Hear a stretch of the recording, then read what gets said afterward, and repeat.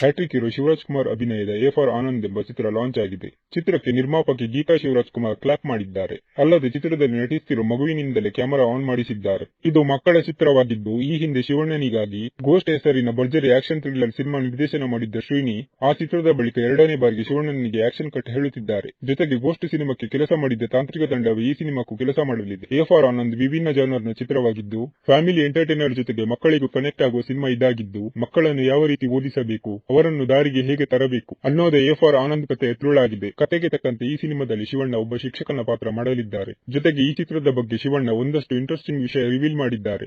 A for Anand ಚಿತ್ರದಲ್ಲಿ 6 ಹಾಡುಗಳಿರುವುದು ಮತ್ತೊಂದು ವಿಶೇಷ. ಗೀತಾ ಪಿಕ್ಚರ್ಸ್ ನಿರ್ಮಾಣದ 3ನೇ ಚಿತ್ರ ಇದಾಗಿದ್ದು, ವೇದ ಭೈರತಿ ರಣಗಳ ನಂತರ ಎ ಫಾರ್ ಆನಂದ್ ಚಿತ್ರ ಸೆಟ್ ಇರುತ್ತಿದೆ. ಅಕ್ಟೋಬರ್ ಸಮಯದಲ್ಲಿ ಶಿವಮೊಗ್ಗದ ಸಾಗರದಲ್ಲಿ ಚಿತ್ರೀಕರಣಕ್ಕೆ ಪ್ಲಾನ್ ಮಾಡಿಕೊಳ್ಳಲಾಗಿದೆ.